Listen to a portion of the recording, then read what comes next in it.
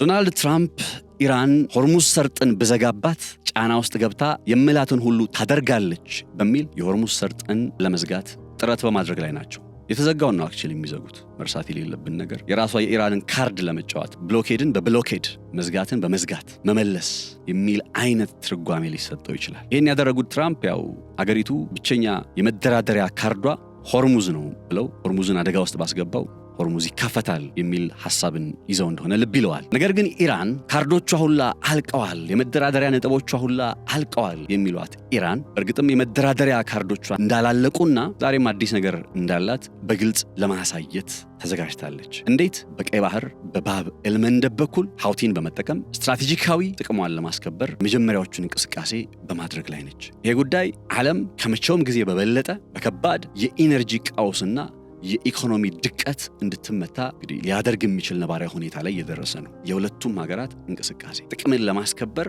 የሚሄዱበት ርቀት አዎ ጠንካራ ሀገር ነኝ በእርግጥም ጠንካራነቷን ለማሳየት ማንም አያደርገው። ሰርጠን በዚህ ደረጃ ማንም ማድረግ አይችልም ከኢራን በቀር። ቀይ ባህር ላይ ቻይና ብትሉ ሩሲያ ብትሉ ማንም በዚህ ደረጃ እንደ ኢራን አደጋ ውስጥ ሊያስገባው የሚችል አካል የለም በዚህ ሰዓት። ይህንን ጉዳይ ታሳቢ አድርገው ዶናልድ ትራምፕ ኢራንን በአዲስ መነጽር በአዲስ የፖለቲካና የዓለም ኃይል አስተላለፍ ስነ ምህዳር ለማስተናገድ እስካልተዘጋጁ ድረስ ደግሞ ነገሩ የበለጠ እየከረረ እንደሚሄድ በግልጽ በመረዳት ላይ ነን። ዛሬ ይህንን ጉዳይ በጥልቀት እንመለከተዋለን። መጨረሻውስ ማለት በዚህ አይነት ግለት ክረት ነገሩ ከቀጠለ መጨረሻው ምን ሊሆን ይችላል? ኢራን እስከ መጨረሻው ጠብታ ድረስ ለመፋለም ተዘጋጅታለች ስንልስ እስከምን ድረስ ነው የሚለውን ነጥብ እንዲሁ በዝርዝር እየተመለከትን አብረን ቆይታ እናደርጋለን። ሰላም ጤና ይስጥልን ክብራትና ክብራን የገበያ ፖድካስት ቤተሰቦች፣ ነጻነት ላቀው ነኝ። በገበያ ፖድካስት ቀደም ብዬ ነገርኳችሁን ሐሳቦች እያነሳን አብረን ቆይታ የምናደርግበት የምሽት ፖድካስት ቆይታችን ከዚህ ሰዓት ጀምሮ ለእናንተ መድረስ ይጀምራል። ቻናላችንን ሰብስክራይብ በማድረግ ቤተሰብ እንድትሆኑ የአክብሮት ጥሪ እናቀርብላችኋለን። ከመላው የዝግጅት ክፍላችን ጋር በጋራ በመሆን መልካም ቆይታ እንመኛለን። እንኳን ለጌታችን ለመድኃኒታችን ለኢየሱስ ክርስቶስ የትንሣኤ በዓል በሰላም አደረሳችሁ። በ2% ቅድመ ክፍያ በ140 ሺህ ብር ብቻ የቤት ባለቤት ይሁኑ የሚላችሁ ጊፍት ሪል ስቴት በዓልን ምክንያት በማድረግ በታላቅ ቅናሽ በመሃል አዲስ አበባ በለገሃር በቦሌ አትላስ በተክለ ሃይማኖት በ22 በሲኤምሲ እንዲሁም በአያት ለአጭር ጊዜ የሚቆይ የሽያጭ መርሃ ግብር ላይ የመኖሪያ አፓርትመንቶችና የንግድ ሱቆችን 18 ካሬ ጀምሮ የቤት ባለቤት የሚሆኑበት እንዲሁም 45% የባንክ ብድር አመቻችቶላችኋል። ታዲያ ምን ይጠብቃሉ? አሁኑኑ የቤት ባለቤት የሆኑ። ለበለጠ መረጃ በ0963 9993 33 ላይ ይደውሉልን። ጊፍት ሪል ስቴት ማህበረሰብን እንገነባለን። መኖር በጊፍት መንደር። በዓለም ላይ በዚህ ሰዓት ሁለት የዓለም የንግድ መስመሮች የደም ስር ሊባሉ በሚችሉ አካባቢዎች ላይ ከበድ ያለ አደጋ ተደግኗል። አንደኛው ሆርሙዝ ሰርጥ ሲሆን ሁለተኛው ደግሞ የቀይ ባህር የጅቡቲና ባቤል መንደብ እኩል ያለው መሿለኪያ ነው። የባቤል መንደብ መሿለኪያ። በእነዚህ ሁለት አካባቢዎች ላይ በእነዚህ ሁለት የንግድ መስመሮች ላይ ዓለማችን የተደገነባት አደጋ በ40 ቀኑ የኢራን የአሜሪካና የእስራኤል ጦርነት ከተመለከትነውም የዓለም የነዳጅ ቀውስ በላይ ዛሬ ደግሞ ሌላ ከባድና ምናልባትም ከዚህ ቀደም አይተነው የማናቅ አይነት የነዳጅ አቅርቦት ቀውስ ሊደግን እንደሚችል መረጃዎች በማመላከት ላይ ይገኛሉ። ይህ ጉዳይ በፓኪስታን ርዕሰ መዲና ኢስላማባድ የአሜሪካና የኢራን ተደራዳሪዎች ተገናኝተው ልዩነታቸውን በጠረጴዛ ዙሪያ በድርድር ለመፍታት ለ21 ሰዓታት ያክል ያደረጉት የምክክር የድርድር ሂደት ፍሬ አልባ ሆኖ ከተጠናቀቀ በኋላ በተፈጠሩ አበይት ክስተቶች ላይ መነሻ ያደረገ ውጤት ነው። ዶናልድ ትራምፕ የኢስላማባዱ የድርድር ሂደት እንደማይሳካ ከተረጋገጠ በኋላ ከዚህ ቀደም እንደነበረው በጦር መሳሪያ የበላይነት የሆርሙዝ ሰርጥን በመዝጋት አዲስ ሊባል የሚችል ጫናን በኢራን ላይ ለማሳረፍ ጥረት እያደረጉ ነው። የባህር ኃይላቸው የሆርሙዝ ሰርጥን እንዲዘጋ ማንኛውም አይነት የንግድ ሆነ የጦር መርከብ በአካባቢው ላይ እንዲገባም ሆነ እንዳይወጣ ክልከላ አድርገው ምናልባትም ተሳስቶ የገባም ሆነ ለመውጣት የሚሞክር ካለ በአሜሪካ ወታደራዊ ኃይል የባህር ኃይሉ ማለት ነው እርምጃ እንደሚወሰድበት በመግለጽ በእርግጥም ኢራን ቀድማ ከልክላ ከነበረው የሆርሙዝ መዘጋት በተጨማሪ ሌላ አዲስ መዘጋት ደግሞ በዶናልድ ትራምፕ አማካኝነት ተፈጽሟል ወይም እየተፈጸመ ነው። ይህን ተከትሎ ኢራን እንደ ነገሩን የተኩስ አቁሙ ስምምነት ለመፍረሱ ዋነኛ ምልክት አድርጌ ቆጥረዋለሁ ብላለች። አሜሪካ የባህር ኃይሏን ወደ ሆርሙዝ ሰርጥ አስጠግታ የንግድ መርከቦችም ሆነ የጦር መርከቦች እንዲገቡና እንዲወጡ የማታደርግ ከሆነ ይህንን ድርጊት እስከ አፕሪል 22 በፈረንጆቹ አቆጣጠር እንደሚቆይ የሚጠበቀውን ሁለቱ ሀገራት ለ15 ቀናት ያክል እንዲቆይ ብለው የፈረሙት የተኩስ አቁም ስምምነት እንደተጣሰ እቆጥረዋለሁ ብላለች። በሌላ ቋንቋ የአጸፋ እርምጃ መውሰድ ልትጀምር የምትችልበት አጋጣሚም እጅጉኑ ከፍ ብሏል። ምናልባት ወደ በኋላ ላይ ልንሰማቸው ከምንችል ዜናዎች መካከል ኢራን በቀጠናው በሚገኙ የአሜሪካ የባህር ኃይል መርከቦች ላይ በሌላ ቋንቋ የሆርሙዝ ሰርጥን ለመዝጋት በሞከሩት ላይ ወታደራዊ ጥቃት ጀመረች የሚል አይነት ሊሆን የሚችልበት አጋጣሚም አለ። አሁን መሰረታዊ ጥያቄ ዶናልድ ትራምፕ የሆርሙዝ ሰርጥን ለምን መዝጋት ፈለጉ የሚለው ጉዳይ ሲሆን ይህን ተከትሎ ደግሞ ኢራን በምትወስደው የአጸፋ እርምጃ ከሆርሙዝ ሰርጥ ባሻገር የዓለማችን 10% የንግድ እንቅስቃሴ በሚከናወንበት በቀይ ባህር ላይ ጭምር ሌላ ቀጥተኛ አደጋ እንዴት ተደገነ የሚለውን ነጥቦች እያየን እንቀጥል። የአሜሪካው ፕሬዝዳንት ዶናልድ ትራምፕ ምናልባትም የሆርሙዝ ሰርጥን እዘጋለሁ ሲሉ በጣም በርካታ የምዕራቡ ዓለም መገናኛ ብዙሃን ኢራን ስትጠቀመው የነበረውን ካርድ በከበባ ውስጥ በማስገባት በቃ ኢራንን አማራጭ ማሳጣት አድርገው ሲገልጹት ሲዘግቡት በጣም በስፋት ተመልክቻለሁ።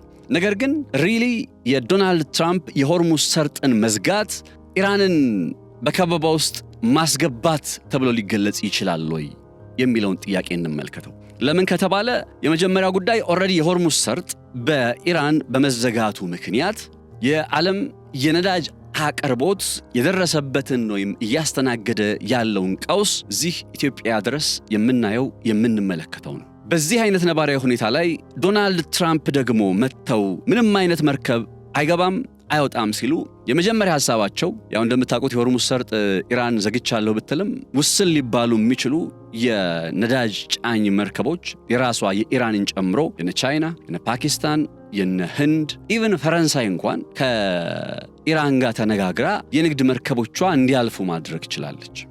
የተወሰኑ መርከቦች በጣት የሚቆጠሩ በሆርሙዝ ሰርጥ ላይ ይወጡ ይገቡ ነበር። ቀድሞ በሆርሙዝ ሰርጥ ላይ በየዕለቱ 130 የሚሆኑና ከዛ በላይ ሊገለጹ የሚችሉ መርከቦች ያልፉና ያገድሙ ነበር። አሁን ላይ በጣት የሚቆጠሩ መርከቦች እያለፉ ነው። ይሄ በመሆኑ ምክንያት ዓለም ላይ የተወሰነ የነዳጅ ዋጋ መሻሻል እንዳሳየ መቼም ያው ግልጽ ነው። $100 በታች መሸጥ ጀምሮ የነበረበት አጋጣሚም ከቀናት በፊት የነበረ ትዝታ ስለሆነ አሁን አሜሪካ ይህንን የቀረችዋን አለች ተብላ የምትገለጸዋን ትንሿን የመነመነችዋን ተስፋ እሷን ጭምር ነው አሁን አደጋ ውስጥ ያስገቡት። ምን በማድረግ የሆርሙዝ ሰርጥን ሙሉ በሙሉ በመዝጋት። ይህንን በማድረግ ዶናልድ ትራምፕ አንድ ነገርን ለማሳካት ጥረት ያደርጋል። ኢራን ሆነም ቀረም በእንደዚህ አይነት ነባሪያ ሁኔታ ውስጥም እንኳ ሆና የነዳጅ ሽያጭ እያከናወነች ከዛም ማለፍ ሲል ደግሞ በሆርሙዝ ሰርጥ ላይ የሚያልፉ መርከቦች ክፍያ እንዲከፍሉ አድርጋለች የሚልም አይነት ዘገባ ሰምተናልና ብቻ ቬሪፋይ ማድረግ አይቻልም ይሄኛውን ጉዳይ። ግን በእነዚህ ሁለቱ ነባሪያዊ ጉዳዮች ተጠቃሚ የሆነች ነው የሚል አመለካከት አለ። ስለዚህ ይሄንን ኢኮኖሚያዊ ተጠቃሚነቷን መዝጋት አንደኛው የትራምፕ እቅድ ነው። ሁለተኛው እቅዳቸው ደግሞ ኢራን በኢስላማባድ ውስጥ ቀርቦላት የነበረ አማራጭ አለ፣ የድርድር ሐሳብ አለ። 15 ነጥቦችን ያጠቃለለው የአሜሪካ የሰላም እቅድ። እንደምታውቁት እነዚህ 15ቱ የሰላም እቅዶች ኦልሞስት ሙሉ በሙሉ ይተግበሩ ነው የሚሉት እነ ዶናልድ ትራምፕ። ኢራን ያቀረበችው 10ሩ የሰላም ነጥብ ታሳቢ ሳይደረግ የነሱ ብቻ እንዲተገበር ያውም የኢራኑ ፕሬዝዳንት መሱድ ፔዜሽኪያን ይህን ጉዳይ በተመለከተ የአሜሪካ ቶታሊታሪያኒዝም መቆም አለበት። በቃ አንደኛው በድርድሩ ሂደት ላይ አስቸጋሪ ሆኖና ወደ ጋራና የሚያቀራረብ ነጥብ ለመምጣት ከባድ ሆነው የአሜሪካ ቶታሊታሪያኒዝም ነው በቃ። እና ይሄኛውን ነባሪያ ሁኔታ በግልጽ ለምንረዳ ሰዎች አሜሪካ አሁን ሆርሙዝ ሰርጥን መታ ስትዘጋ፣ ኢራንን ስታፍን፣ ኢራን ላይ ጫና በማሳደር ፕሬሸር በማድረግ ኢራን በኢስላማባዱ የድርድር ሂደት ላይ የቀረቡላትን ነጥቦች የምከፍተው በሁለት ቅድመ ሁኔታዎች ነው ብላለች። አንደኛ የሆርሙዝ ሰርጥን ከመክፈቴ በፊት በዓለም ላይ ያለኝ እንዳይንቀሳቀስ የታገደው ኦልሞስት እስከ $100 ቢሊዮን ድረስ እንደሚሆን ይገመታል። ይሄ ገንዘብ ይሄ ሀብት ይለቀቅልኝ ነው። በወርቅ፣ በሪል ስቴት፣ በኢንቨስትመንት፣ በሌላም ያው የኤክስቼንጅ ሬቶችንም ጭምር ታሳቢ አድርጎ ዓለም ላይ የተበተነ እንዳይንቀሳቀስ የታገደ አሜሪካና ዩናይትድ ኪንግደም በተለያየ አጋጣሚ ለምሳሌ እስረኞችን፣ ታጋቾችን ለማስለቀቅ በሚሞክሩበት ሰዓት ላይ ከኢራን ጋር እየተነጋገሩ ይህንን ገንዘብ ይለቁላታል እና አሁንም ሆርሙዝ ሰርጥን እንድከፍትላችሁ መጀመሪያ ይህንን የታገደብኝን ገንዘብ ልቀቁ የሚል ቅድመ ሁኔታ አለ። ሁለተኛ ነገር ደግሞ መሰረታዊ የሆነው ሌላው ነጥብ እስራኤል በሊባኖስ ውስጥ የምታከናውነው ወታደራዊ ዘመቻ ይቁም፣ ምክንያቱም ሊባኖስ የተኩስ አቁሙ አካል ነች የሚል ሐሳብ አለ። እነዚህ ሁለቱ ቅድመ ሁኔታዎች እስካልተሟሉልኝ ድረስ ሆርሙዝ ሰርጥን አልከፍትም ብላለች ኢራን። አሁን አሜሪካ ምን ለማድረግ ነው? ሆርሙዝን በመዝጋት ከነዚህ ቅድመ ሁኔታዎቿ ኢራን ሸብረክ ብላ ለነሱ እንድታጎበድድና ጫና ውስጥ ገብታ ሙሉ በሙሉ ያቀረበቻቸውን ቅድመ ሁኔታዎች ትታ የነሱን 15 ነጥቦችን ያጠቃለለ ሐሳብ እንድትቀበል የማስገደድ ጥረት ተደርጎ ሊገለጽ ይችላል።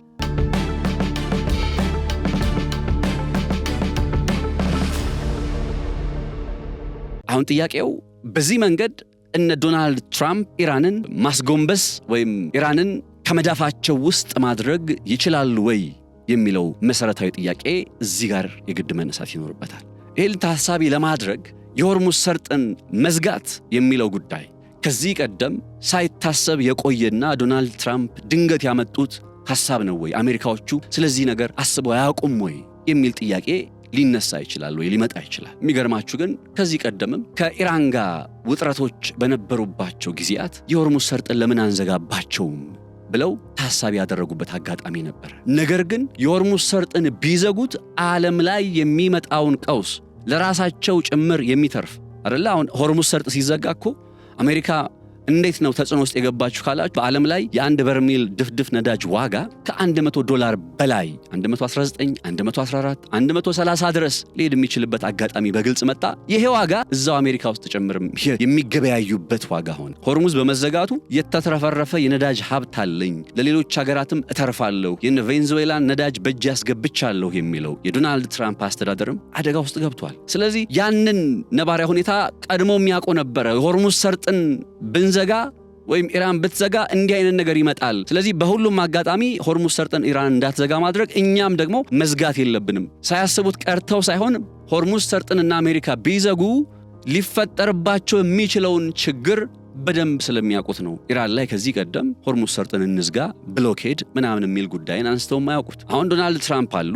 ዶናልድ ትራምፕ ወደዚህ ጦርነት ሲገቡ ራሱ የሚገርማችሁ በጣም አስገራሚ ጉዳይ አለ። የሆርሙዝ ሰርጡን ጉዳይ እመለስበታለሁ። ሆርሙዝ ሰርጥ ብሎኬድ የሚለው ነጥብ ያዙልኝና ኒውዮርክ ታይምስ የዶናልድ ትራምፕ እንዴት ወደዚህ ጦርነት ውስጥ ገቡ በሚል ጋዜጠኞች ላለፉት 2-3 ሳምንታት ተከታታይ የሆኑ ቃለ መጠይቆችን ሲያደርጉ ቆይተው የመጨረሻ ውጤታቸውን ከቀናት በፊት ይፋ አድርገዋል። ዶናልድ ትራምፕ እንዴት እዚህ ጦርነት ውስጥ ገቡ በሚልና የገቡበት ሁኔታ ሲነግሯችሁ ወይም ከዘገባው ስትረዱ ዶናልድ ትራምፕ ገት ፊሊንግ ብለን እንግለጸው፣ ይሄ የውስጥ ስሜታቸውን ልባቸውን ተከትለው የገቡበት እንጂ አንድ በሳቸው ካቢኔ ውስጥ ስምምነት ኖሮ፣ ሁለት ደግሞ በኮንግረስና በሴኔት ድጋፍ አግኝተው፣ ሶስተኛ ኢቨን በስትራቴጂ at the end of the day ይህን ጦርነት ካጠናቀቅም በኋላ ኢራን ውስጥ ምንድነው የምናሳካው የሚለው ጉዳይ ላይ ስምምነት ሳይኖራቸው እሳቸው የጠቅላይ ሚኒስትር ቤንያሚን ኔታንያሁን ሐሳብ ተከተሉ። ከዛ ያችን ሐሳብ ይዘው መጨረሻ ላይ ጦርነት ገቡ። በዘገባው መሰረት ምን ይላል? ኤፕሪል 11 አካባቢ ላይ የእስራኤሉ ጠቅላይ ሚኒስትር ቤንያሚን ኔታንያሁ ወደ አሜሪካ ባቀኑበት አጋጣሚ ለዶናልድ ትራምፕ ለምን ኢራንን በዚህ አጋጣሚ አንወጋትም፣ ምክንያቱም ከመቼውም ጊዜ በላይ ደካማ ሊባል በሚችል ፖዚሽን ላይ ነች የምትገኘው፣ ስለዚህ በአጭር ጊዜ ነገሮችን እንጨርሳለን ብለው ድምዳሜ ላይ ደረሱ። ዶናልድ ትራምፕም it sounds good to me I think ጥሩ ነገር ይመስለኛል ብሎ እንደመግለጽ ማለት። ከዛ በሳቸው ዙሪያ ያሉ የስለላ ባለሙያዎች ኢንተለጀንስ ሰዎች ግምገማቸውን አከናወኑና ነገሩ አስቸጋሪ ሊሆን እንደሚችል ጥቆምታ ሰጡ። በተለይ at the end of the day ይህን ጦርነት ስናከናውን ጠቅላይ ሚኒስትር ቤንያሚን ኔታንያሁ ዓላማቸው ምንድነው? የአገዛዝ ለውጥ በኢራን ውስጥ ማከናወን። ይህንን ጉዳይ ዶናልድ ትራምፕም ተስማምተውበታል። ይሁን እንጂ የተከናወኑ ግምገማዎች ለምሳሌ እንደነ ማርክ ሩቢዮ የአሜሪካ የውጭ ጉዳይ ዋና ጸሐፊው፣ እሳቸው ለምሳሌ በኢራን ውስጥ የአገዛዝ ለውጥ ከሚለው ነገር እንውጣና ሌላ ነገር ግቦችን ማሳካት ለምሳሌ የባላስቲክ ሚሳኤል አቅሟን ዜሮ ማስገባት የኒውክሌርን ጉዳይ በተመለከተ አቅሟን ማዳከም በሚለው ጉዳይ ላይ ትኩረት አድርገን የሚሽናችን የተልእኳችን ዓላማ እሱ ይሁን እንጂ የአገዛዝ ለውጥ ካለን አናሳካውም ብለው ተናግረው ነበር አሉ አኮርዲንግ ቱ ኒውዮርክ ታይምስ። በእንደዚህ አይነት ነባሪያ ሁኔታ ላይ ነው እንግዲህ ዶናልድ ትራምፕ አማካሪዎቻቸውን ከቅርብ ያሉ ሰዎችን ሳይሰሙ ድንገት እዚህ ጦርነት ውስጥ ገብተው በመዳከር ላይ የሚገኙት። አሁንም የሆርሙዝ ሰርጥ ጉዳይ ላይ ስመለስ የሆርሙዝ ሰርጥን በተመለከተ ይሄንን ብሎኬድ እንዳያከናውኑና ብሎኬዱን ካከናወኑ ወይም ሆርሙዝን ከዘጉ ኢራንን ሳይሆን ዓለምን አደጋ ውስጥ ማስገባታቸው የዛ ተባባሪ መሆናቸውን ያሳያል በሚል ብዙዎች ተቃውሞ ቢያሰሙም ዶናልድ ትራምፕ ግን ብቸኛ አማራጭ አድርገው የወሰዱት የትኛውን ነው? ሆርሙዝ ሰርጥን መዝጋት የሚለውን ጉዳይ ነው። ሆርሙዝ ሰርጥን መዝጋት ይችላሉ ወይ ዶናልድ ትራምፕ የሚለውን ነገር ከተመለከትን የሆርሙዝ ሰርጥን መጀመሪያው ነጥብ መዝጋት አይችሉም። ለምን ከተባለ ከዘጉትም በጣት ለሚቆጠሩ ጥቂት ቀናት ወይ ሳምንታት ምናምን ነው። ምክንያቱም ኢራን ሆርሙዝ ሰርጥን ብትዘጉባት ነዳጅ አይወጣም አይገባም ብትሉ ኦኬ ብላ እጇን አጣጥፋ ብትቀመጥ ራሱ ያዋጣታል። ለምን ካላችሁ ሄዶ ጫናው እና አሜሪካ ላይ ሲመጣ ዞረው ሆርሙዝ ሰርጥ ላይ ያከናወነውን ብሎኬድ አንስተናል ብለው መምጣታቸው አይቀርም። ኢራን ባለፉት 40 ዓመታት ያን ያክል የአሜሪካ ማዕቀብ እየወረደባት እየዘነበባት እንኳን ቆይታለች አይደለም አሁን ሆርሙዝ ተዘጋ ተብሎባት ማለት ነው። አሁን ላይ ልዩነቱ ምንድነው? ትራምፕ ናቸው ዘጊው፣ ኢራን ሳትሆን ትራምፕ ናቸው። ስለዚህ በነዛ ከባባድ ማዕቀቦች ውስጥ ያው እየተንገዳገደች እየተዳከመች መታ ነገር ግን በዚህ ደረጃ እና አሜሪካን መቋቋም የቻለች ኢራን አሁን ሆርሙዝ ሰርጥን ስለዘጋችሁባት ከባድ የሆነ አደጋ ኢራን ላይ አይደለም የምትደግኑት። ከባድ አደጋ የምትደግኑት ዓለም ላይ ነው። ኢራን እኮ በመሬት አቀማመጧ ምክንያት እኮ ነው አንደኛ ስትራቴጂካዊ ሆና በዓለም ላይ እንትን የሆነችው ጠንካራ ሀገር የሆነችው በጂኦግራፊዋ ምክንያት ነው። ሌላ ተአምር የለውም። እና የሆርሙዝ ሰርጥን ዘጋችሁባት ማለት ኢራን ላይ በቃ አለቀ ደቀቀ ኢራንን በቃ አሸነፍናት የሚያስብል ነገር አይደለም። ኦኬ ምንም መርከብ አይወጣም አይገባም።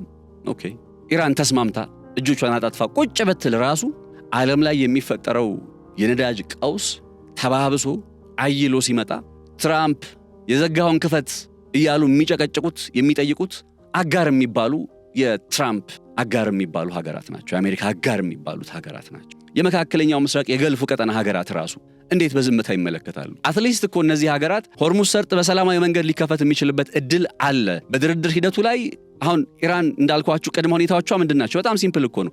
እንዳይንቀሳቀስ የታገደ ገንዘቤን ልቀቁ ነው። ከዛ እስራኤል በሊባኖስ የምታከናውነውን ዘመቻ ታቆም ነው። ለምን ያንን ማድረግ ይከብዳል?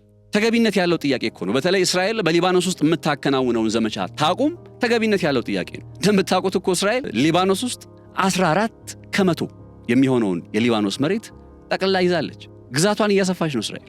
ምን ማለት ነው? ይሄ እኮ ዓለም አቀፉ ማህበረሰብ የተቃወመው ጉዳይ እኮ ነው። በነገራችን ላይ 70 የሚሆኑ የዓለማችን ሀገራት እነ ዩናይትድ ኪንግደም እነ ፈረንሳይን ጨምሮ እነ ጣሊያን እነ ግሪክ አየርላንድ በጣም በርካታ ሀገራት የኤዥያ የአፍሪካ ሀገራት በጥቅሉ 70 የሚሆኑ ሀገራት ከቀናት በፊት እስራኤል በሊባኖስ ውስጥ የምታከናውነው ዘመቻ ተገቢነት የለውም ብለው የተቃውሞ ድምጻቸውን አሰምተዋል። እርግጥ ነው ኢትዮጵያ ከነዛ የእስራኤልን ደቡባዊ ሊባኖስ የመጠቅለል እንቅስቃሴ ከተቃወሙት ሀገራት መካከል አይደለችም። ለምን እንዴት በሚለው ላይ ወደፊት በስፋት መለስበት አይነት ነገር ሆኖ ነገር ግን በተባበሩት መንግስታት ድርጅት እስራኤል በዌስት ባንክ የምታከናውነውን መስፋፋት ደግፋ እንደነበረ አይዘነጋም። ኢትዮጵያ ያካሄዷ ምናልባት ከዚህ ከቀይ ባህር አካባቢ ላይ ካለ የኢትዮጵያ ፍላጎት አንጻር የሚታይ ሊሆን እንደሚችል አስባለሁኝ። በተመሳሳይ በዛው ጊዜ የእስራኤልን የዌስት ባንክ እንቅስቃሴ ኢትዮጵያ ደገፈች በሚባልበት ቅጽበት ላይ በዛው ተመሳሳይ ጊዜ ደግሞ ሩሲያ በምስራቅ ዩክሬን እነዚህ እነ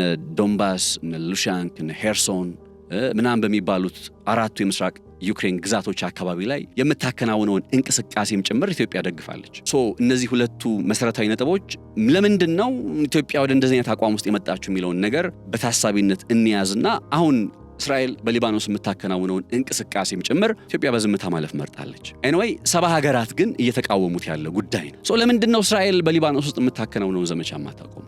በጣም ሲምፕል አንድ ሲደመር አንድ የሆነ ጥያቄ ነው። እስኪ ማን ነው ሊመልሰው የሚችለው? ይሄን በዛ ቦታ ላይ ሂዝቦላህ አለ እንዲህ ምናምን የሚል ክርክር ሊመጣ ይችላል። የእስራኤል መንግስት ሂዝቦላህን ሙሉ በሙሉ ዲስአርም ወይም ደግሞ ትጥቅ የማስፈታት አይነት ግብ ኖሮት ሊሆን ይችላል። ነገር ግን የሰውን ሉዓላዊ ሀገር የግዛት አንድነቱን በዚህ መልኩ ወረራ ፈጽማ የራሷ እያደረገች ሊባኖስ ውስጥ ብቻ አይደለም እኮ ሶሪያ ውስጥም ይብን ከ600 ስኩዌር ኪሎ ሜትር በላይ የሚጠጋ መሬት ከደማስቆ ደቡባዊ አቅጣጫ ያለውን ስፍራ ከጎላን ኮረብታዎች በታች እስከ ደማስቆ ድረስ ያለውን ቦታ ይዛለች እስራኤል። በዚህ በኢራን ጦርነት እንደው ነገሩ ስለተድበሰበሰ እኮ ነው እንጂ በጣም እኮ ህገወጥ ነገር እየተከናወነ ነው። ህገወጥነቱን ደግሞ የዓለም አቀፉ ማህበረሰብ 70 የሚሆኑ ሀገራት ስቶፕ አቁም። እነ ኔታንያሁ ይህንን ነገር ቢያቆሙ ሆርሙዝ ሰርጥ የሚከፈትበት እድል ከመቼውም ጊዜ በላይ ከፍ ያለ ነበር። እነ ኔታንያሁ በሊባኖስ ውስጥ እያከናወኑ ያለውን ዘመቻ ቢያቆሙ ሆርሙዝ ሰርጥ 60-70 ከመቶ ሊከፈት ይችላል። ምክንያቱም የዚህ የቅድመ ሁኔታው አንደኛው ጉዳይ የሊባኖስ ጉዳይ ነው። ሁለተኛው እንዳይንቀሳቀስ ያገዳችሁብኝን ገንዘብ ልቀቁ ነው። እሱን ኢቭን በመልቀቅ ረገድ ላይ እና አሜሪካም ችግር የለባቸው። ማዕቀቡን በማንሳት ገንዘቡን በመልቀቅ በመሳሰሉት ነገር ላይ ችግር የለባቸውም እና አሜሪካ። እስራኤልን ነው ግን ሊያስቆማት የማይችሉ። እስራኤልን ለምን ሊያስቆማት አልቻሉም? ያው በትላንትናው ዕለት በዕለተ እሑድ ሰርቸው በነበረው ዘገባ ላይ የተነሱ ሐሳቦችን መለስ ብላችሁ ስማችሁ መለስ ብሎ መስማት ያስፈልጋል። anyway እስራኤልን ማስቆም አለመቻል ነው ዋነኛው መሰረታዊ ጉዳይ። ከቀናት በፊት እኮ ሰርቼላችሁ በነበረው ዘገባ ላይ እስራኤል ለዚህ የተኩስ አቁም ስምምነት በኢራንና በአሜሪካ መካከል ለሚከናወን ድርድር መሰናክል እንዳትሆን የሚል ሐሳብንም አስቀምጬላችሁ እንደነበር አይዘነጋ። አሁን በተጨባጭ እያየን ያለነው ሆርሙዝ ሰርጥን እንዳይከፈት እያደረገች ያለችው ማነች? እስራኤል ነች። ለምን? በሊባኖስ ውስጥ ያለውን ጦርነት ባለማቆሟ። ወደ እንደዚህ አይነት ድምዳሜ ላይ የሚያመጡ ነገሮችን ነው በግልጽ እያየን የምንገኘው። እንኳን ለጌታችን ለመድኃኒታችን ለኢየሱስ ክርስቶስ የትንሣኤ በዓል በሰላም አደረሳችሁ። በ2% ቅድመ ክፍያ በ140 ሺህ ብር ብቻ የቤት ባለቤት ይሁኑ የሚላችሁ ጊፍት ሪል ስቴት በዓልን ምክንያት በማድረግ በታላቅ ቅናሽ በመሃል አዲስ አበባ፣ በለገሃር፣ በቦሌ አትላስ፣ በተክለ ሃይማኖት፣ በ22 በሲኤምሲ እንዲሁም በአያት ለአጭር ጊዜ የሚቆይ የሽያጭ መርሃ ግብር ላይ የመኖሪያ አፓርትመንቶችና የንግድ ሱቆችን 18 ካሬ ጀምሮ የቤት ባለቤት የሚሆኑበት እንዲሁም 45% የባንክ ብድር አመቻችቶላችኋል። ታዲያ ምን ይጠብቃሉ? አሁኑ የቤት ባለቤት የሆኑ። ለበለጠ መረጃ በ0963 99 93 33 ላይ ይደውሉልን። ጊፍት ሪል ስቴት ማህበረሰብን እንገነባለን። መኖር በጊፍት መንደር። ወደና አሜሪካ ነጥብ እንመለስ። አሜሪካ አሁን ብሎኬዱን በማድረግ በመዝጋት ኢራንን ብቻ ሳይሆን ራሷን ጭምር ኢራንን ምንም አታረጋትም። መርከብ አይወጣም አይገባም ስላለች ኢራንን ምንም አታረጋትም። ኢራን ይህንን አይነት የና አሜሪካ ስትራቴጂ ተቋቁሞ ለመቀጠል የምትችል አገር ነች። እንደ ላስት 4-10 ዓመታት ውስጥ ያየነው ነገር ነው። ከ1979 ጀምሮ በግልጽ እኮ የሚታይ ነገር። አሁን የነ አሜሪካ ይህ አካሄድ በተጨባጭ ማንን ነው አደጋ ውስጥ የሚያስገባው? ማንን ነው ችግር ውስጥ የሚያስገባው ከተባለ አንድ ራሳቸውና አሜሪካን፣ ሁለት የተቀረውን ዓለም። ስለዚህ ለምን ያክል ጊዜ በእንደዚህ አይነት ነገር ሊቀጥሉ ይችላሉ ሲባል እኔ አይ ዶንት ቲንክ ረዘም ያሉ ጊዜ የምንመለከት አይመስለኝም። ሆርሙዝ ሰርጥን አሜሪካ ዘግተው ረዘም ያለ ጊዜ የምንመለከታቸው አይመስለኝም። ወደውም ሳይሆን ተገደው ሊከፍቱ ወደሚችሉበት ነባሪያ ሁኔታ መምጣታቸው አይቀርም። ስለዚህ ኢራን ሞር ነገሩን በዝምታ ልትመለከት የምትችልበት እድል አለ። ግን ስቲል ደግሞ የአሜሪካን በቦታው ላይ ፕሬዘንስ ስለማትፈልግና አሜሪካ እንዲህ አይነት በሆርሙዝ ሰርጥ ላይ እንግዲህ አስቡት፣ የራሷ እኮ ነው ይሄ ሆርሙዝ ሰርጥ ባይዘወይ የኢራን ግማሹ ኢራን ነው፣ ግማሹ ኦማን ነው። ምን ማለት መሰላችሁ? በዓለም አቀፍ ሕግ ማለት ነው። ምሳሌ ጅቡቲ አለች። የጅቡቲ የውሃ ክልል የሚባለው 12 ኖቲካ ማይልስ ርቀት ድረስ ያለው አካባቢ ነው። በውሃው ላይ 12 ኖቲካ ማይልስ እስከ 20 እስከ ምናምን ኪሎ ሜትር ድረስ ማለት ነው። ቁጥሩ ልሳሳት እችላለሁኝ፣ ግን በዚህው ፍሬምወርክ ውስጥ አስቡ። ከ15 እስከ 20 ኪሎ ሜትር አካባቢ ላይ ማለት ይሄ ስፍራ የጅቡቲ ነው። 15 ኪሎ ሜትሩ የጅቡቲ ነው። ከጅቡቲ የባህር ዳርቻ እስከ 15 ኪሎ ሜትር ድረስ ያለው የውሃው ክፍል የጅቡቲ ነው። ይሄ የዓለም አቀፍ ሕግ ነው። 12 ኖቲካ ማይልስ የሚባለው ማለት ነው። ይሄን ካደሳም በኋላ ወደ ሆርሙዝ ጉዳይ ስንመጣ ሆርሙዝ በአንድ በኩል ኦማን፣ በአንድ በኩል ኢራን ነው የሚዋሰኑበት። ስለዚህ በመካከል በእነዚህ በሆርሙዝ ሰርጥ በሚባለው ስፍራ በኦማን በያዘችው የሆርሙዝ ሰርጥ ክፍልና ኢራን በያዘችው ክፍል ቱዘ ናርወስት የሚባለው በጣም ጠባቡ ክፍል 33 ኪሎ ሜትር ርዝመት ነው ያለው። አሁን በአንድ በኩል ማን አለ? ኦማን አለች 15 ኪሎ ሜትር ድረስ 12 ኖቲካ ማይልስ የሚለውን ጉዳይ እንመልከተው። ቁጥሩን ቼክ አድርጉት፣ ግን በዚህው ፍሬም ውስጥ እንዳለ ልብ አድርጉልኝ። 15 ኪሎ ሜትር ነው ብለን ብናስብ ኤንዴን ከኢራን በኩል 15 ኪሎ ሜትር ሲመጣ የ12 ኖቲካ ማይልስ 12 ኖቲካ ማይልስ የሁለቱ ሀገራት ሲመጣ ኦልሞስት ያቺ 33 ኪሎ ሜትሯን ጠባቧን የውሃ ክፍል ለሁለት ይካፈሏታል ማለት ነው። ስለዚህ ያ ስፍራ በዓለም አቀፍ ሕግ የማን? የኢራን። ነገር ግን በዓለም አቀፍ ሕግ ይሄ የኢራን ነው ማለት ያንን ቦታ ኢራን መዝጋት ትችላለች ወደሚል ድምዳሜ ላይ ልወስዳችሁ አይደለም። እሱ ሌላ ፖይንት ኦፍ ዲስከሽን ነው። ከባለቤትነት አንጻር ነው የምነግራችሁ። ስለዚህ እንግዲህ ስትራቴጂካዊ ወደሆነ ጦርነት ስልት ውስጥ ስትገቡ ደግሞ እንደ ጫና ማሳደሪያ እንደ መደራደሪያ አድርጎ የሆርሙዝ ሰርጥን ኢራን ብትጠቀም የሚያስገርም አይደለም። እና አሜሪካ ግን ስንትና ስንት ሺህ ኪሎ ሜትር አቋርጠው መተው ነው የሆርሙዝ ሰርጥን ካልዘጋን የሚል አንዱ ፉርሽ የሚያደርገው ነገሩ ምን አግብቷቸው የሚለው ነገር ነው። ያ ቦታ የኢራንና የኦማን ነው። ስለዚህ መተው ሲዘጉት ራሱ ልክ አሁን የኢራንን ከጦር ስትራቴጂ ስልት እንዳልነው የእነሱም ከጦር ስትራቴጂ ስልት አድርገን መመልከታችን ነው እንጂ ፍጹም ህጋዊነት የሌለው። ከዛ መዝጋታቸው ደግሞ ለምን ያክል ጊዜ ለምን ያክል ቀናት ሳምንታት ሊቀጥል ይችላል የሚለው ነገር ስታነሱ ቀደም ብዬ እንዳልኳቸው ዓለም ላይ የሚፈጠረው ጫና፣ ዓለም ላይ የሚፈጠረው የነዳጅ ቀውስ እሱ ራሱ ሌላ ጉዳይ ነው። አሁን ዶናልድ ትራምፕ ይህን ነገር የሚያከናውኑት ለምንድን ነው ስትሉ በጦር መሳሪያ ከዚህ ቀደም በቃ ሆርሙዝን መዝጋትም ሆነ ሆርሙዝን በቁጥጥራቸው ስር ማድረግ የሚችሉ ቢሆን ያደርጉት ነበር፣ ያከናውኑት ነበር። እንደ ዶናልድ ትራምፕ አይነት ጦርነትን በጣም የሚወድ መሪ አቅሙ ቢኖር ኖሮ ያደርጉት ነበር። አቅሙ ስላልነበረ ግን ወደ ምን ሄዱ?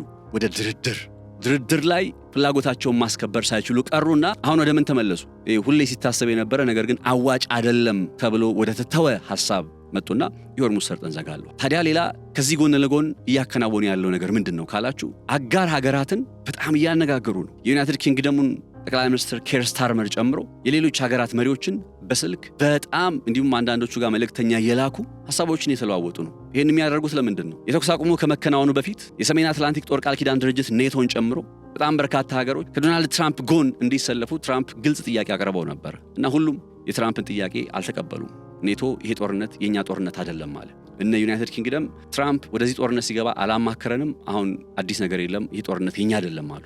ታዲያ በዚህ የተኩስ አቁም ጊዜ ምን ያደረጉ ነው? ትራምፕ ቀድመው አላማከሩንም ያሏቸውን ሰዎች እያማከሩ ከነሱ ጋር እያወሩ ነው። የሆርሙዝ ሰርጥን ዘግቻለሁ የሚለውን ጉዳይ ይዘው በጎን ደግሞ እነሱን መሪዎቹን እያወሩ ነው። እንዲያውም የአረብ ሀገራት ጥምር ወታደራዊ ስብስብ ወደዛ ቦታ እንዲዘምት ሐሳብ አለ በአሜሪካዎቹ ዘንድ እና አንድ ስብሰባ ይጠበቃል አሁን የአረብ ሀገራት መሪዎች የሚገኙበት። እዛ ስብሰባ ላይ መተው እንደው በይፋ ጦርነቱን እንቀላቀል ባይሉ እንኳን አትሊስት በመርህ ደረጃ ግን ድርጊቱን እንዳይቃወሙ ከዛ አሜሪካ ጉዳዩ ልቀጥል የሚል አይነት ሐሳብ አላቸው። እንደዛም ሆኖ ግን ወታደራዊ አቅም የሚባለው ነጥብ ባለፉት 40 ቀናት የአሜሪካ የባህር ኃይል ሆነ የአየር ኃይል የጦር ሰፈሮቿ ምን ያክል ተጋላጭ እንደነበሩና ከኢራን ድንበር በስንት ሺህ ኪሎ ሜትሮች ርቀት ላይ ለመቀመጥ እንደመረጡ የምናውቀው ነው። በተለይ ኤርክራፍት ካሪየርስ የሚባሉት በጣም ጥቃት አድራሽ ጦር አውሮፕላኖችን የጦር ጀቶችን የሚሸከሙ ባህር መርከቦች በብዙ ሺህ ኪሎ ሜትር ርቀት ላይ እስከመቀመጥ ተገደው ነበር። አሁንም በዛ አይነት ነባራዊ ሁኔታ ላይ ናቸው። ስለዚህ እንዴት ነው ምን አዲስ ተአምር መጥቶ ነው ዶናልድ ትራምፕ በወታደራዊ የበላይነት ይህንን ቦታ ስለመዝጋት የሚያወሩት ካላችሁ አዲስ ነገር ሊሆን የሚችለው ምናልባት ከጎናቸው አዳዲስ አብረው ሊቀላቀሉ የሚችሉ ሀገራትን አሰልፈው ሊሆን ይችላል የሚል አይነት ሐሳብ ይደመጣል። ከዚህ መካከል ዩናይትድ ኪንግደም ግንባር ቀደሟ ነች። ምናልባትም የዩናይትድ ኪንግደም ወታደራዊ ኃይል ይህንን ጦርነት ለመቀላቀል ጫና እያመጡበት ነው፣ ጫና እያደረሱበት ነው እየተባለ ነው። ያው በ2003 እንደ አውሮፓውያን አቆጣጠር ኢራቅ ላይ ወታደራዊ ዘመቻ ሲያከናውኑ የጆርጅ ደብሊው ቡሽ ዋነኛ ቀኝ እጅ የነበሩት የዩናይትድ ኪንግደሙ ጠቅላይ ሚኒስትር ቶኒ ብሌር እንደነበሩ አይዘነጋ። አሁንም ያንን ታሪክ ሊደግሙት እየፈለጉ ነው። ይደግሙታል ወይ ሳይደግሙትም አብረን የምናየው ሆኖ እንደው በዚህ ድፍረት በዚህ ደረጃ እነ ትራምፕ ወደ ኢራንን ከበባ ውስጥ እናስገባለን የማለታቸው ጉዳይ ከዚህ ሐሳብ ጋር የሚገናኝ ነው እየተባለ ይገኛል።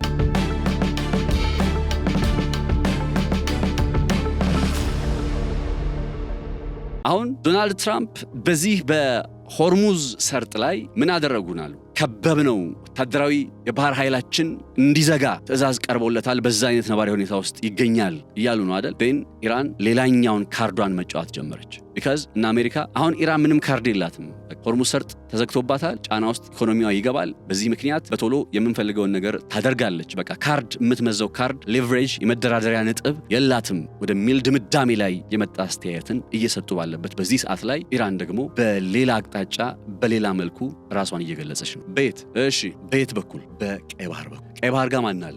በየመን ሰንዓን ተቆጣጥሮ የሚያስተዳድረው ኦልሞስት ከ70 ከመቶ በላይ የመን ህዝብ የሚያስተዳድረው የሃውቲ ቡድን አለ። ያ ቡድን የኢራን አክሰስ ኦፍ ሬዚስታንስ ወይም የኢራን የደህንነት መረብ ውስጥ የሚጠቃለል ያው በግልጽ እንደምናውቅ እና አሁን ሃውቲም ጭምር ይህን ጦርነት ተቀላቅለው እንደነበረ አንዘነጋም አይደል? ልክ ጦርነቱ 1 ወር የሞላው ጊዜ ላይ በእስራኤል ላይ ጥቃት መሰንዘር ጀምሮ እንደነበረ አንዘነጋም። እና የሃውቲ ቡድን ይህንን ጦርነት የመቀላቀል ጉዳይ እርግጥ ነው ኦልሬዲ ተቀላቅለዋል ብለን መግለጽ እንችላለን። እና ባይናው የሆርሙዝ ሰርጥን እና አሜሪካ ዘጋን ሲሉ በሌላ የጦር ግንባር በቀይ ባህር በባብ ኤል መንደብ ሃውቲ ያንን የቀይ ባህር መግቢያ መውጫ ሊቆልፍ ሊዘጋ ወደሚችልበት ሁኔታ ውስጥ ሊመጣ ይችላል ብቻ ሳይሆን ደግሞ በእርግጠኝነት መምጣቱ አይቀር። ሲዘጉት እንዴት አድርገው ነው የሚዘጉት ካላችሁ አቅም ላይ ኖራቸው ይችላል። ልክ አሁን አሜሪካ ወታደራዊ ኃይሏን አስጠግተው ጦር ባህር ኃይል መርከባቸውን ከፊት አድርገው እንደዚህ በዚህ አይነት መልኩ አይደለም የሚዘጉት። ኢቨን ኢራን ራሱ እንደዘጋችሁ እኮ አይደለም የሚዘጉት። እነሱ እንዴት ነው የሚዘጉት ካላችሁ ከነሱ የሚጠበቀው አንድ ነገር ነው፣ አደጋ መደገም ብቻ።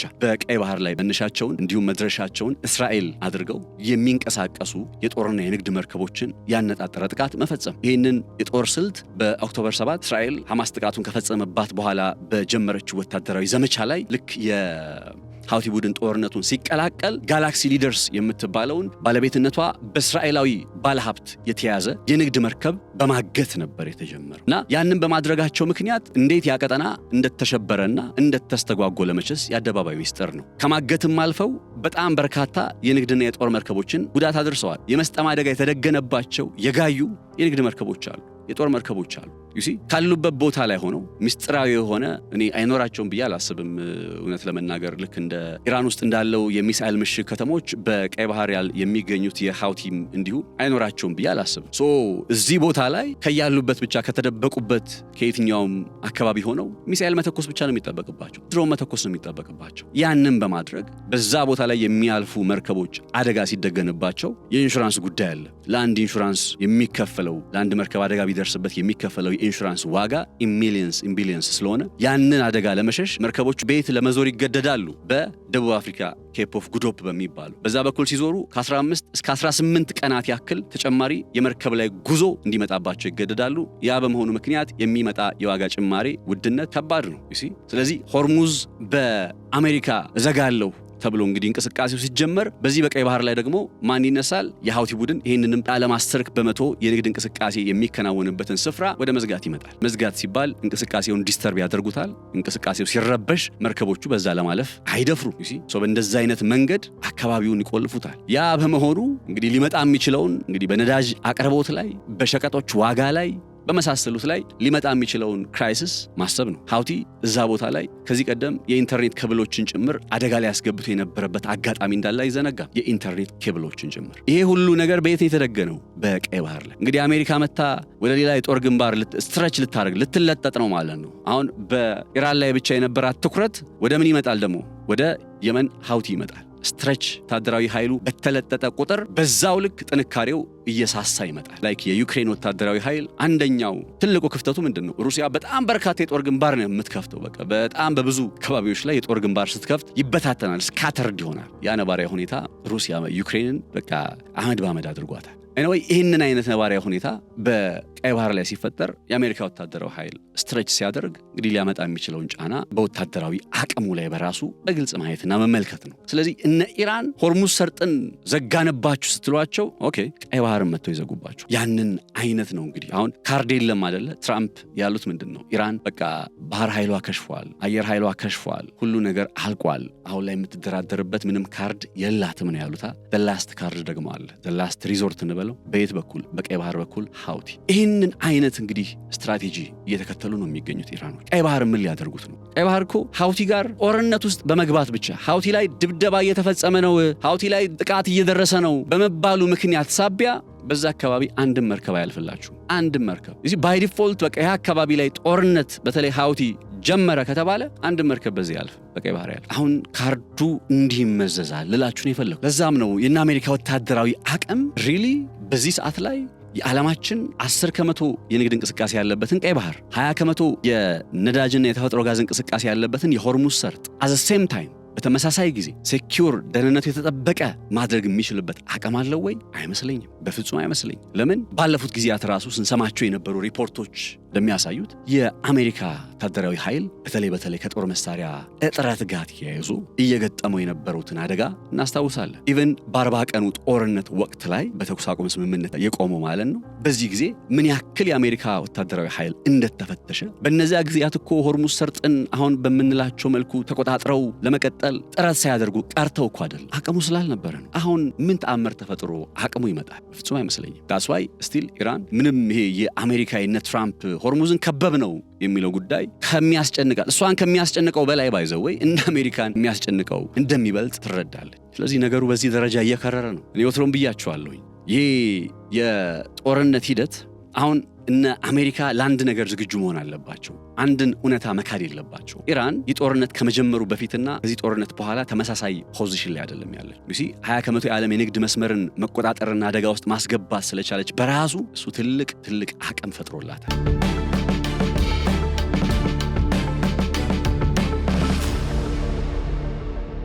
አንድ ፕሮፌሰር የተናገረውን ነገር ልንገራችሁ። Power isn't just about control, it's about what you can put at risk. A global economy risk equals power. ኃይል፣ አቅም፣ ጉልበት የሚባለው ነገር በቃ የሆነ አካባቢ በቁጥጥር ስር ማድረግ ወይም የሆነን ከፍተኛ የሆነ የኃይል ክምችት ማሰባሰብ አይደለም። ነገር ግን ምን ያክል ሌላውን አደጋ ውስጥ ማስገባት ትችላላችሁ በሚለው ነገር ላይ የተመሰረተ ነው። በዓለም የኢኮኖሚ ነባራዊ ሁኔታ ላይ አደጋ መደገን መቻል ሌላ ከምንም ሳይሆን ፓወር ከሚባለው ኃይል አቅም ከሚባለው ነገር ጋር እኩል ነው እያለ ይሞግታል። ኢራን በዓለም የኢኮኖሚ ስነ ምህዳር ላይ የደገነችው አደጋ ፓወር ኃይል በእጇ እንዳለ ማሳያ ነው። ታንክስቱ ለሷ የመሬት አቀማመጥ ተረዳችሁኝ። እና ይህንን አይነት ነባራዊ ሁኔታ ውስጥ የምትገኘው ኢራን ለዚህ ነው በቀደመው ጊዜ ከጦርነቱ በፊት የነበረችው ኢራንና አሁን ያለችው የተለያየች መሆኗ በግልጽ ይታያል የሚባል። ማን ገምቶ ያውቃል በኢራን ምክንያት እንዲህ አይነት ቀውስ ሊፈጠር እንደሚችል? ማን ገምቶ ያውቃል? ማንም። አድብተው ሲሰሩ ከርመው አደባባይ ላይ ሲወጡ ምን አይነት ተጽዕኖ እንደሚፈጥሩ በግልጽ አሳዩ። ለዓለም ትምህርት ሰጡና ኢራን እነ ትራምፕም እነ እስራኤልም ምናምን ኢራንን በተመለከተ እይታቸው መስተካከል አለበት። እንደ ቀድሞ አይነት የሆነ ደካማ የምትሏት ሀገር አይደለችም። እንዲያውም ኒውዮርክ ታይምስ ላይ አንድ ዘገባ አለ አይደለ? ይህ ጦርነት ኢራንን ልዕለ ኃያል ሀገር አድርጎ ይዟት መጥቷል በሚል የወጣ ዘገባ አለ። እና በጣም ሊረጋገጥ የሚችል አይነት ነገር ነው። በግልጽ ሊታይ የሚችል አይነት ነገር። ሆርሙዝ ሰርጥ በቂ ነው። ሆርሙዝ ሰርጥ ላይ አሁን እኮ በኢስላማባድ ሲከናወን የነበረው የድርድር ሂደት ዋነኛ ማጠንጠኛ ነጥብ ኒክሌር እኮ ብቻ አይደለም፣ የሆርሙዝ ሰርጥ ጉዳይ ነው። ከጥቂት ሳምንታት፣ ወራት፣ ዓመታት በፊት ግን ሆርሙዝ የሚባልን ጉዳይ እና አሜሪካ ከኢራን ጋር ሲነጋገሩ አስበውትም ተነጋግረውበትም ተደራድረውበትም አያውቁም። ጌሙ መቀየሩን የሚያሳያችሁ አንዱ የሆርሙዝ ሰርጥ ራሱ አሁን የድርድር ጉዳይ መነሻ መሆኑ ጭምር ነው። ኢራን እንደ ድሮ ነች ብሎ መደምደም እንዴት ሊቻል ይችላል? አይ ነው በጣም ብዙ በርካታ መሪዎቿን አታለች። ብዙ ጉዳት ደርሶባታል። ብዙ ሰለባ ሆናለች።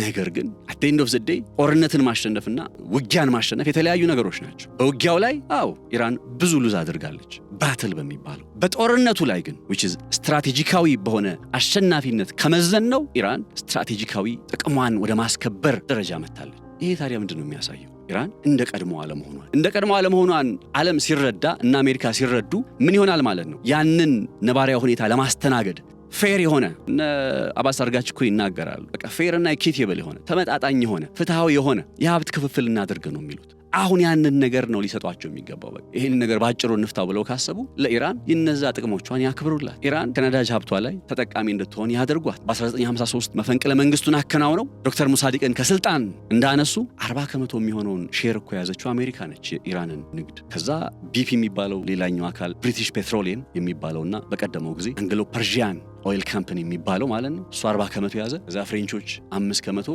ደቾች 15%፣ እንደዛ ነው የተካፈሉት። ይሄን ነባሪያ ሁኔታ አልፈልግም ነው። ፌር የሆነ ክፍፍል ይደረግ ነው። ፌር የሆነ ኢኩዊቴብል የሆነ ተመጣጣኝ የሆነ የሀብት ክፍፍል እናድርግ ነው። ታሶል ያንን ነገር ለማድረግ ዝግጁ መሆን አለባቸው። አይደለም ኢራን ውስጥ በየትኛውም ዓለም ላይ ሄደው እና አሜሪካ የሆነ ነገር ለማድረግ ይሄን አቋማቸውን መቀየር አለባቸው። የኢምፔሪያሊስቱ አስፓይሬሽን በቃ ማብቃት አለበት። እስራኤል በዛ በደቡባዊ ሊባኖስ በኩል እንደዛ ስትሆን ሶሪያ ውስጥ ገብታ 600 ስኩዌር ኪሎ ሜትር የሚጠጋ መሬት በቁጥጥሯ ውስጥ ስታደርግ ሶሪያውያን እኮ አሁን ከደማስቆ በስተደቡብ መንቀሳቀስ አይችሉም። በምድራቸው በሀገራቸው ከደማስቆ በስተደቡብ መንቀሳቀስ አይችሉም። ይሄኛውን ጉዳይ መፍታት የችግሮቹ ሁሉ መሰረት እንደሆነ እየታወቀ በሊባኖስ ጦርነቱን ማቆም፣ በሊባኖስ እስራኤል እንድታቆም ማድረግ የጦርነቱ መሰረት የሆርሙዝን የመፍታት ቁልፍ እንደሆነ እየታወቀ ምን የሚሉት ጉዳይ ነው? የሰውን ሉዓላዊነት ተጭኖ ሌላ ኢፍትሃዊ የሆነ ነገር ለማድረግ መሞከር። ነገሩ ከታየ በዚህ ደረጃ ነው መታየት ያለው። ኢራን የምትንበረከክ ሀገር እንዳልሆነች አሳይታለች። አሁንም የፈለገ ነገር ቢያደርጉ ለየትኛውም ወታደራዊ እንቅስቃሴያቸው ዝግጁ ነች። ሄዶ አሁን ባህር ኃይል ማስጠጋታቸው፣ ሆርሙዝን ለመዝጋት መሞከራቸው ይታወቃል። ፍላሽ ፖይንት የሚሆነው ወይም በዚህ ላይ በቃ ነገሩ ወደ ለየለት ጦርነት የመግባቱ አዝማሚያ እንዴት ሊሆን ይችላል የሚለውን ነገር ለመጨረሻ ካየ ነው ያ በዛ አካባቢ ላይ የተጠጋው የአሜሪካ የጦር ሰፈር ወይም የአሜሪካ ባህር ኃይል በኢራን ጥቃት ደረሰበት የሚል አይነት ዜና ከሰማን እና አሜሪካ አይ ቲንክ ፒርል ሃርበርን ያስታውሳችሁ በሁለተኛው የዓለም ጦርነት ከጃፓን ጋር የነበረው አጋጣሚ በፒርል ሃርበር ታሪካዊ ጉዳዩን ቀጣይ ገባበታለሁ እንጂ እሱን ነው የሚያስታውሰኝ ጃፓን ፒርል ሃርበርን እዛ ኢሚዲየትሊ ምን እንደተከተለ ታውቃላችሁ በጃፓን እንደዛ አይነት ነባሪያ ሁኔታ አሁን ከመቼውም ጊዜ በላይ የሚያሰጋበት ሁኔታ ላይ መተናል ኢራን እስከዛ ድረስ ከመጨረሻው ጠብታ ድረስ ለመፋለም ተዘጋጅታለች ክብሯን ለማስጠበቅ ተዘጋጅታለች ኢራን ሊቢያ ለመሆን ተዘጋጅታለች the only way ብቸኛው መንገድ ያንን ካደረጉ የኒውክሌር ቦምብ ከተጠቀሙ ብቻና ብቻ ነገሩ ታሪኩ ሊቀየር የሚችለው እንጂ አሁን በምንም አይነት ተአምር ነገሩ የማይቀየርበት ኢራን ወደማትንበረከክበት ወደማትቀለበስበት ነባራዊ ሁኔታ ላይ እንደመጣች የአደባባይ ሚስጥር ሆኗል። ነፃነት ላቀው ነበርኩኝ በገበያ ፖድካስት። ቀደም ብሎ እንግዲህ ብዙ ሐሳቦችን ተነጋግረናል። እናንተም ሐሳብ አስተያየቶቻችሁን በኮሜንት መስጫው ላይ ያስቀምጡልኝ። አብራችሁ ስለነበራችሁ ከልብ አመሰግናለሁ። ከመላይ ዝግጅት ክፍላችን ጋር በጋራ በመሆን መልካም ጊዜ እመኛለሁ። እንኳን ለጌታችን ለመድኃኒታችን ለኢየሱስ ክርስቶስ የትንሣኤ በዓል በሰላም አደረሳችሁ። በ2% ቅድመ ክፍያ በ140 ሺህ ብር ብቻ የቤት ባለቤት ይሁኑ የሚላችሁ ጊፍት ሪል ስቴት በዓልን ምክንያት በማድረግ በታላቅ ቅናሽ በመሃል አዲስ አበባ በለገሃር በቦሌ አትላስ በተክለ ሃይማኖት በ22 በሲኤምሲ እንዲሁም በአያት ለአጭር ጊዜ የሚቆይ የሽያጭ መርሃ ግብር ላይ የመኖሪያ አፓርትመንቶችና የንግድ ሱቆችን 18 ካሬ ጀምሮ የቤት ባለቤት የሚሆኑበት እንዲሁም 45% የባንክ ብድር አመቻችቶላችኋል። ታዲያ ምን ይጠብቃሉ? አሁኑኑ የቤት ባለቤት ይሁኑ። ለበለጠ መረጃ በ0963 9993 33 ላይ ይደውሉልን። ጊፍት ሪል ስቴት ማህበረሰብን እንገነባለን። መኖር በጊፍት መንደር